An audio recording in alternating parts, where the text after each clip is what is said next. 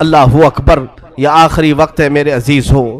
حسین ابن علی رضی اللہ تعالیٰ عنہ کے گھر میں سوائے ان کے بیٹے زین العابدین کے جو بیمار تھے، ان کی عمر 22 سال کی تھی، کمزور تھے، بخار زدہ تھے، لیٹے ہوئے خیمے میں بخار سے ان کا جسم تپ رہا تھا، وہ سارا منظر وہ اپنی بیماری میں دیکھ رہے تھے۔ اب کوئی باقی نہیں تھا، بچے کو تک نہیں چھوڑا تو کون باقی رہے گا؟ امام حسین ابن علی رضی اللہ تعالیٰ عنہ نے دیکھا، قرآن کو جلدی سے کھولا، تلاوت کرنے لگے۔ اچانک خیمے کے دروازے پر دیکھا، آہٹ محسوس ہوئی تو اٹھا کر کے چہرہ دیکھا تو امام زین العابدین جبہ پہن کر کھڑے ہیں۔ کہا بابا اجازت دے دیں۔ مولا حسین تڑپ کر اٹھے، کہا زین العابدین میرے گھر میں اب بچا کون؟ میرے بعد ان بیویوں کو کون دیکھ بھال کرے گا؟ ان عورتوں کو کون لے جائے گا؟ اور میری نسل تم سے ہی تو چلنی ہے۔ امام سجاد زین العابدین کو مولا حسین نے روک دیا، بستر پر لٹا دیا اور کہا کہ اب میرا وقت ہے، میرا مقام ہے۔ اسی اسنا میں عورتوں کو کچھ نہیں کہا۔ فضہ کنیز تھی فاطمہ زہرا کی، بلایا، اے فضہ جاؤ، اندر بیبیوں کے پاس ایک صندوق ہے، اس صندوق میں ایک جبہ رکھا ہے، وہ جبہ اٹھا لاؤ، لیکن خبردار زینب کو مت بتانا، زینب سے مت کہنا۔ وہ فضہ گئی، جلدی سے وہ صندوقچہ کھولنے لگی اور جبہ اٹھایا تو بی بی زینب دیکھ لی۔ کہا کیا کر رہی ہو؟ کہا یہ جبہ لے جانے کے لیے مولا نے حکم دیا ہے۔ وہ دوڑتی ہوئی آئی، لا میں یہ جبہ لے کر کے جاتی ہوں۔ وہ خود اپنے ہاتھوں سے لے آئی مولا حسین کے خیمے میں اور وہ جبہ لا کر کے دیتی ہیں اور پہناتی ہیں۔ امام حسین نے کہا زینب تجھے معلوم ہے اماں کہتی تھیں، فاطمہ الزہرا نے کہا تھا حسین یہ جبہ سنبھال کر رکھنا، یہ تیرے بابا حیدر کرار کا ہے جو رسول اللہ نے انہیں دیا تھا اور مجھے وصیت کی تھی، فاطمہ تیرا بیٹا جب بھی مصیبت میں آئے تو یہ جبہ اسے پہنا دینا۔ زینب کہتی ہیں سچ کہہ رہے ہو بھیا، مجھے بھی ماں نے کہا تھا کہ زینب حسین کبھی اگر مصیبت میں آ جائے، اگر وہ جبہ بھول جائے تو اپنی ہاتھ سے پہنانا۔ دونوں نے ایک دوسرے کو سمجھایا، ماں کی وصیت پر عمل کیا۔ وہ کیسا منظر تھا جب حسین دولہا کی شکل اختیار کر گئے تھے، رسول اللہ صلی اللہ علیہ وسلم کا امامہ پہنا ہوا ہے اور جبہ مبارکہ حیدر کرار کا جو رسول کا عطا کیا ہوا ہے، جعفر طیار کا پٹا باندھا اور امیر حمزہ رضی اللہ تعالیٰ عنہ کی تبرکات آپ کے ساتھ تھے، تلوار حیدر کرار کی ذوالفقار آپ کے ہاتھ میں تھی۔ یہ سارا منظر پورے خیمے کو رلا گیا، جیسے کوئی جوان شہزادہ دولہا بارات میں جاتا ہے خیمہ حسین سے۔ یہ پوری تیاریوں کے ساتھ حسین ابن علی نکل رہے تھے۔ مجھے وہ منظر یاد کر کے بڑا دکھ ہوتا ہے۔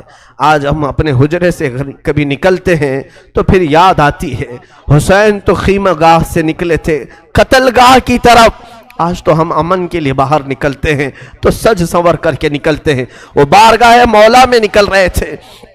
اسی اسنا میں حسین ابن علی رضی اللہ تعالیٰ عنہ کرم اللہ وجہہ الکریم باہر جانے کی تیاری میں ہیں۔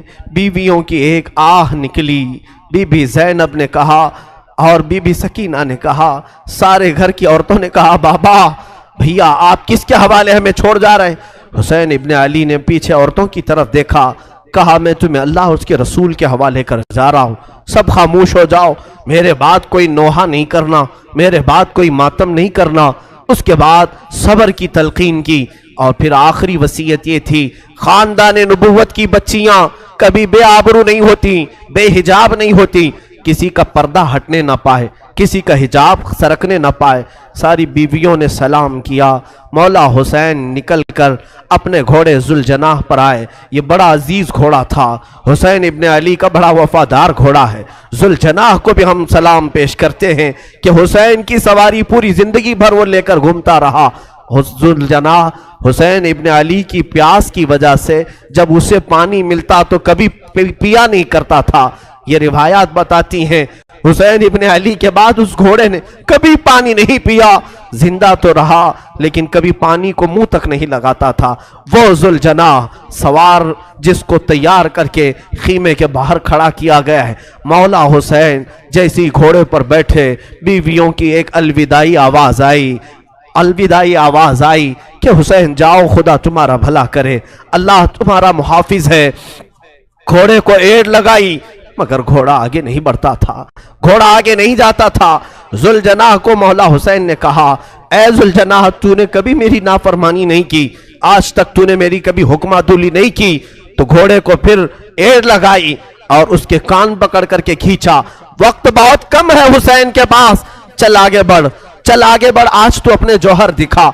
मौला हुसैन पुकारते रहे, घोड़ा आगे नहीं बढ़ता रहा और घोड़ा झुक करके इशारे से पैरों की तरफ दिखा रहा था। हुसैन इब्ने अली उतर करके देखते हैं, बीबी सकीना सामने दोनों घोड़े के पैर पकड़ कर बैठी और जुलजनाह से कहती है, ए जुलजनाह, क्या तू बाबा को आखिरी बार ले जा रहा है?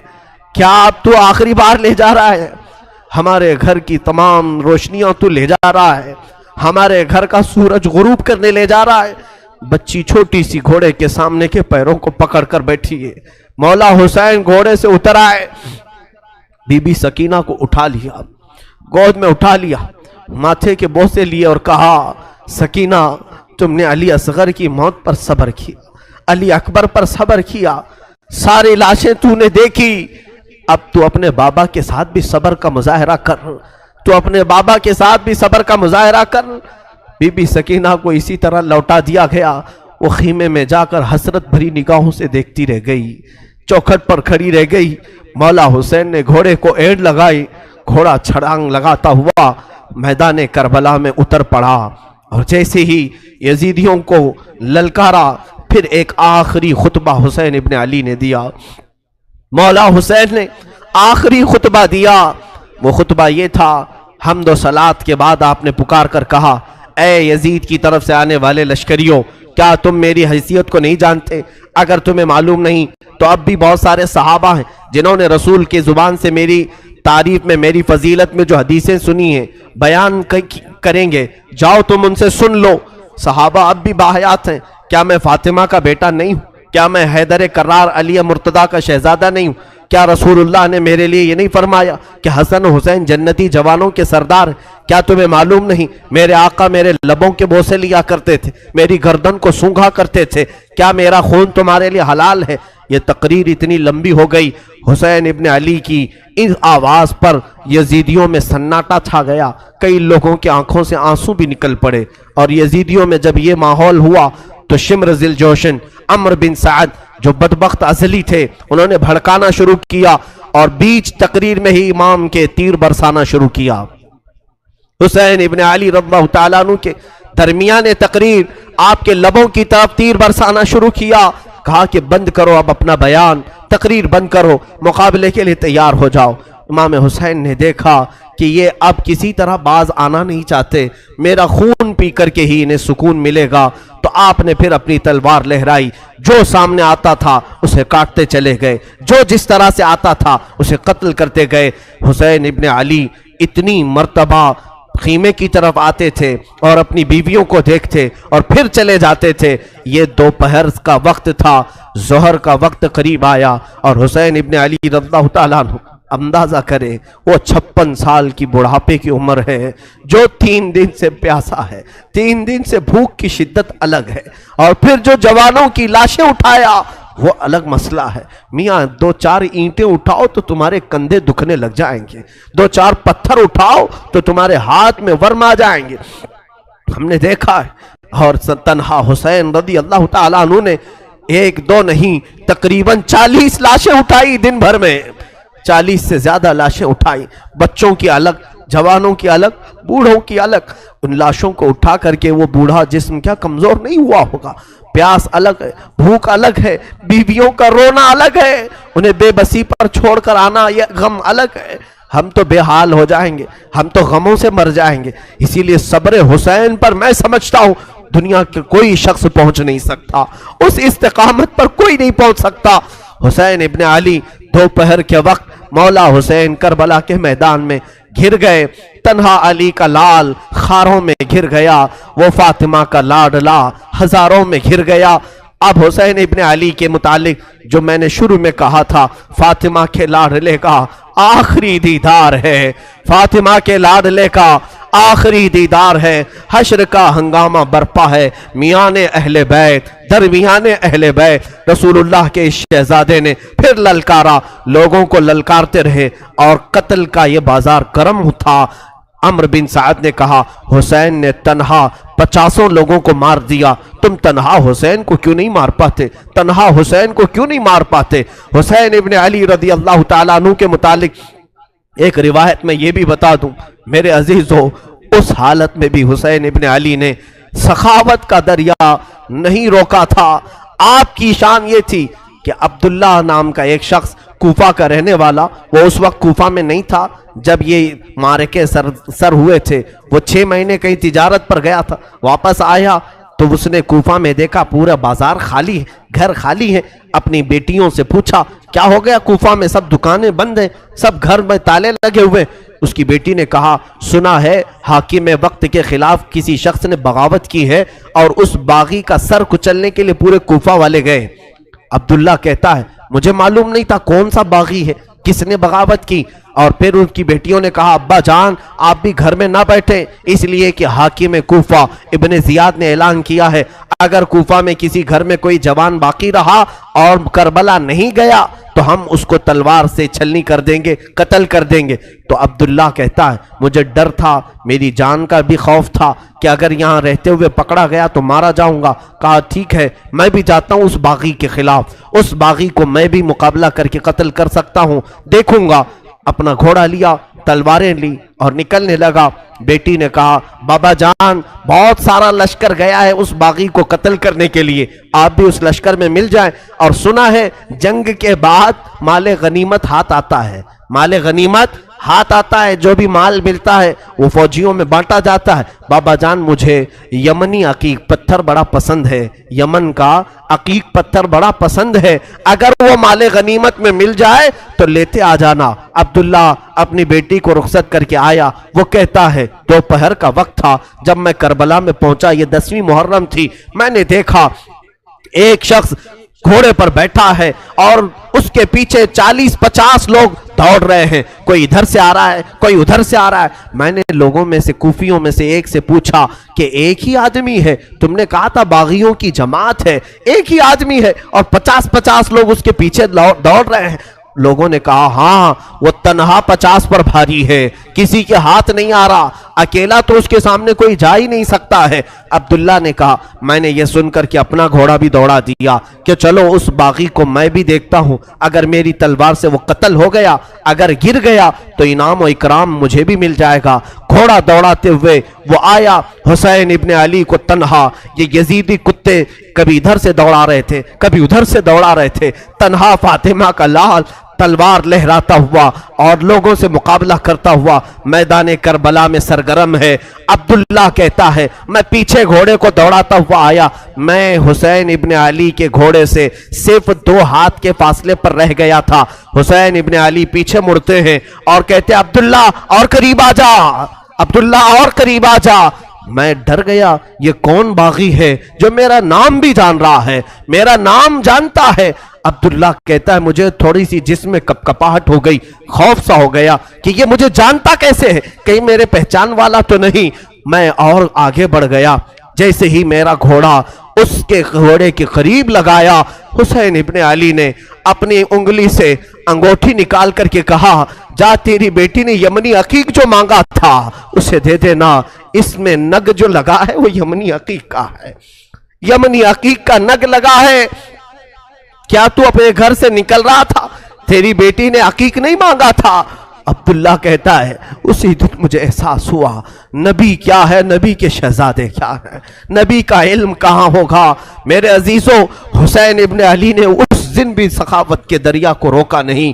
अपनी अंगूठी निकालकर जैसे ही अब्दुल्ला को दिया, उन्होंने अंगूठी जैसे लिया और सलाम किया, कहा, मौला हुसैन अब अंगूठी लेकर जाने में क्या मजा है, میں تو اپنی جان تمہارے قدموں پر نچھاور کر کے جاؤں گا۔ یزیدیوں سے لڑتے لڑتے وہ حضرت عبداللہ بھی وہیں کربلا میں شہید ہو گئے، ان کے ہاتھ میں انگوٹھی ویسی کی ویسی رہ گئی۔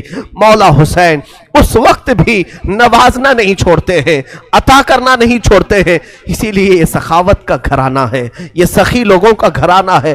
اس گھرانے میں ان کی پرورش ہوئی ہے جہاں 5 دن بھوکے رہنے کے بعد بھی اگر کوئی فقیر آتا تو اسے یہ نواز دیا کرتے تھے، گھر کی ساری غذائیں دے دیا کرتے تھے۔ مولا حسین رضی اللہ تعالیٰ ان یزیدیوں کے جتھے میں ایسے گھر گئے تھے، دوپہر کا وقت آیا، اچانک آپ کو احساس ہوا جمعہ کا دن ہے، آج پوری دنیا میں میرے نانا کا خطبہ پڑھ رہے ہوں گے لوگ اور جمعہ کی امامتیں ہو رہی ہوں گی، حسین یہاں پر تنہا ہے، جمعہ کی نماز بھی نہیں ہو رہی ہے، مسافر پر جمعہ نہیں ہے، لیکن جمعہ کے وقت کا احترام تو کرنا ہی چاہیے تھا۔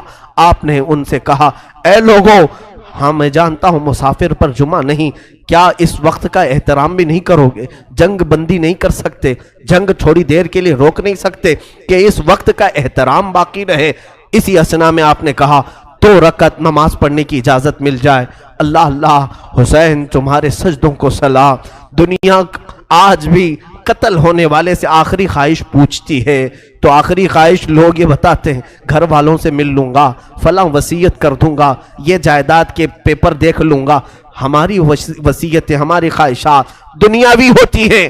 مولا حسین نے آخر وقت میں اگر کوئی تمنا کی تھی 2 رکعت نماز پڑھنے کی، 2 رکعت نماز پڑھنے کی۔ یزیدیوں نے کہا کہ آپ نماز پڑھ لیں۔ گھوڑے سے ذوالجناح سے نیچے اترے تھے، مولا حسین رکعت نماز کی باندھ لی اور بالکل اطمینان و سکون کے ساتھ نماز پڑھتے رہے، کسی کا خیال نہیں کیا۔ وہ تلواروں کی جھنکار میں بھی خوف نہیں تھا، کوئی ڈر نہیں تھا۔ رکوع اطمینان سے ہو رہا ہے، سجدہ اطمینان سے ہو رہا ہے۔ پہلی رکعت بھی مکمل، دوسری رکعت میں گئے، عمرو بن سعد اور شمر ذی الجوشن نے پکار کر کے کہا، اے ظالموں، اب کیا دیکھتے ہو؟ یہ اچھا موقع ہے، اس حسین کا خاتمہ کر دو، یہیں پر اس کا کام تمام کر دو۔ خولی بن یزید نام کا ظالم بدبخت ازلی قریب آیا اور سر امام حسین پر چڑھ گیا۔ اللہ اللہ، لوگوں نے یہ تک لکھا ہے آپ کے زانو مبارک پر جب سجدے میں آدمی گھٹنے لگاتا ہے تو ایک شخص نے ان کی ران پر پیر رکھا، دوسرا گھٹنا حسین ابن علی کی پیٹھ پر رکھا، گھٹنا رکھ کر کے ان کے اوپر زور دیا۔ مولا حسین کی سر مبارک جب سجدے میں تھا، ایک ظالم وحشی نے اپنی تلوار سے آپ کی زلفوں کو ہٹایا، زلفوں کو ہٹایا۔ آپ کی زلفیں چہرے کا حالہ بنائی ہوئی تھیں، سجدے میں گری ہوئی تھی۔ حسین ابن علی نے ان کی آہٹ پا کر کے بھی سجدے سے سر نہیں اٹھایا، سر کا امام کا سجدے ہی میں رہا۔ یقیناً امام نے سوچا ہوگا اب سر اٹھائے تو ظالموں کے لیے کیوں اٹھائے، وہ سر ہی بہتر ہے جو مولا کے حضور جھک جائے اور اسی اسنا میں مولا کے حضور پہنچ جائے۔ ایک ظالم نے آپ کی گردن پر تلوار رکھی اور زور سے کاٹ دیا۔ اس پیاسے امام کو بنا پانی کے، بنا کسی کھانے کے ذبح کر دیا گیا۔ وہ ذبح عظیم ہے۔ مولا حسین تیری شہادت پر لاکھوں سلام۔ انا للہ و انا الیہ راجعون۔ کلمہ توحید ہے تیری شہادت اے حسین، تو نہ ہوتا تو نہ رہ جاتی صداقت اے حسین۔ امام حسین علی مقام رضی اللہ تعالیٰ عنہ کربلا کے اس بے آب و گیاہ میدان میں اپنی جان جان آفریں کے سپرد کر دی۔ مولا حسین کا سر مبارک تلوار سے الگ کیا گیا، جسم مبارک، جسم نازنین کربلا کے ریگزاروں میں بکھر کر رہ گیا۔ اب اندازہ کرو جو امام حسین ہر ایک کا لاش اٹھا کر لاتے تھے، حسین ابن علی کے لاشے کو اٹھانے والا اب کوئی باقی نہیں تھا، کوئی خیمے کی طرف سے اب آتا ہوا نہیں دکھائی دیتا تھا۔ جنہوں نے دوسروں کے شہزادوں کو بھی اٹھایا مگر خود اس طرح سے سو گئے کہ کسی پر بوجھ نہیں بنے، کسی پر اپنا وزن نہیں ڈالا۔ بیویاں اب خیمے میں تھی، یزیدیوں کے لشکر سے ایک پکار آئی، فتح مبین، فتح مبین۔ لوگ اپنی فتح کے جشن منانا شروع کر دیے کہ حسین کا خاتمہ ہو چکا ہے، اب یہاں پر ہمارے ساتھ مقابلہ کرنے والا کوئی باقی نہیں رہا، سب ایک کے بعد دیگرے ختم ہو چکے۔ لیکن میرے عزیزو، آج بھی میں تمہیں بتاؤں، اللہ کا فضل ہے، مولا کا کرم ہے، سید الشہداء کا یہ فیض ہے کہ بحمدہ تعالیٰ کئی سالوں سے میں ہر سال کربلا پہنچتا ہوں۔ 11ویں کے موقع پر جب ہم زیارت بغداد اور زیارت کربلا میں جاتے ہیں، میں کربلا 2 دن ٹھہرا بھی ہوں، اور ہر سال میرا معمول ہے اپنے جماعت کے ساتھ، اپنے قافلے کے ساتھ کربلا پہنچتے ہیں۔ آج کربلا کا وہ کوئی میدان وہاں نہیں، بڑی بڑی عمارتیں کھڑی ہیں پورے میدان میں، اور روضہ امام حسین جو بنا ہے، اللہ اکبر، اسے حرم حسین کہا جاتا ہے۔ دروازے تک سونے سے کلئی کیے گئے ہیں، گنبد پاک کو سونے سے رنگا گیا ہے، اور وہ حسین کا گنبد آج پورے شہر میں اجالا کر رہا ہے۔ کربلا میں ایک ہی قبر میں باقی 70 لوگ دفن ہیں، اور حسین ابن علی رضی اللہ تعالیٰ عنہ اور ننھے علی اصغر ایک قبر میں دفن ہیں، اور قریبی تھوڑے فاصلے پر عباس علمبردار بھی دفن ہیں۔ وہاں پر برسوں ان کی قبریں رہی، آج تو وہ روضہ حسین لاکھوں لوگوں کے جمع ہونے کا مرکز بنا ہوا ہے، لاکھوں لوگ وہاں جمع ہوتے ہیں، اور پھر روضہ حسین سے ہم سب تبرک حاصل کرتے ہیں۔ لیکن اس جنگ کا نتیجہ کیا نکلا؟ لڑے تو حسین کو ختم کرنے کے لیے، لیکن کربلا پر آج بھی حسین کا ہی قبضہ ہے۔ آج جا کر کے دیکھیں تو جگہ جگہ وہاں پر حسین کے ہی نام ہیں، ہر دکان پر امام حسین کا نام، ہر علاقے میں امام حسین کا پرچم لگا ہوا ہے، اگرچہ شیعہ لوگوں کی طرف سے ہو یا اہل بیت سے محبت کرنے والے معتدل لوگوں کی طرف سے ہو، لیکن حسین کا نام ہر کوئی وہاں پر لیتا ہے۔ تھی تو وہ زمین یزیدی لشکریوں کی، فتح تو انہیں حاصل کرنا تھا، کٹے ہوئے لاشیں تھے، وہاں پر کوئی نہیں تھا، لیکن لوگ اس وقت فتح مبین اعلان کر رہے تھے، یزیدی لشکر فتح ہو گیا۔ اے ظالموں، کہاں ہے وہ تمہاری فتح؟ 14 صدیاں گزر گئی، فتح کا جھنڈا اب بھی کربلا میں حسین کا لہرا رہا ہے۔ اور بلکہ کربلا نہیں، آج بھی ہمارے گھروں میں بچے پیدا ہوتے ہیں تو ہم میں سے آج تک کسی نے یزید نام نہیں رکھا، حسین نام رکھنے پر فخر کرتے ہیں۔ تم ڈھونڈو گے تو محلے میں کوئی نہ کوئی حسین تمہیں مل ہی جائے گا۔ لاکھوں حسین دنیا میں پیدا ہوتے رہے اور ہو رہے ہیں اور قیامت تک ہوتے رہیں گے، لیکن نہ یزید کی نسل باقی ہے، نہ ان لشکریوں کا کوئی نام لیوا باقی ہے۔ تو کیسی فتح تھی؟ وہ تم نے دنیا کے لیے لڑا تھا، اور تم مال کے لیے لڑے تھے، اور مولا حسین صرف رضائے الہی کے لیے لڑے تھے، رسول پاک کی شریعت طاہرہ کے نفاذ کے لیے لڑے تھے، اور رب تعالیٰ نے انہیں ایسی فتح عطا کی۔ گھر لٹ گیا الگ بات ہے، لیکن ان کے ذکر پاک سے آج لاکھوں رونے والوں کی آنکھیں نم رہتی ہیں، لاکھوں نہیں کروڑوں آنکھیں روتی ہیں مولا حسین کے لیے۔ کیا آج ہر گھر میں حسین ابن علی کا تذکرہ نہیں ہوتا؟ مائیں اپنے بچوں کو حسین کے واقعات نہیں سناتی؟ میرے عزیزو، اصل فتح تو یہ ہے جو حسین ابن علی کو حاصل کی۔ مولا حسین ابن علی رضی اللہ تعالیٰ عنہ کو جو اللہ تعالیٰ نے مقام دیا، اور اسی طرح سے ملک شام بھی ہم نے دیکھا، دمشق کے بازار جہاں مولا کو نیزوں پر لایا گیا تھا، وہاں پر معلوم کیا کہ یزید کی قبر ہے کہاں، تو لوگوں نے بتایا کہ فلاں جگہ ایک دمشق کے لوگ کوڑا کرکٹ جہاں پھینکتے ہیں، کچرا پھینکتے ہیں، اسی کچرے کے اندر کہیں اس کی قبر ہے، لیکن کوئی نشان نہیں۔ تاریخ میں ہے کہ یہ جگہ قبر یزید ہے، اس جگہ پر یزید دفن ہوا تھا، اور اسے ایک بڑی بیماری لگی تھی، اس بیماری میں وہ مرا تھا۔ تو آج تک میرے عزیزوں، یزید کی قبر کچرے میں گم ہو گئی، اور مولا حسین کی قبر لاکھوں کی ہدایت کا ذریعہ بنی ہوئی ہے، مرکز بنی ہوئی ہے۔ یہ ہے اصل فتح مبین۔ کربلا میں مولا حسین کے ساتھ جو بھی سلوک ہوا وہ غم کی داستان تو ہے، غم ہے، اس لیے ہم سناتے ہیں۔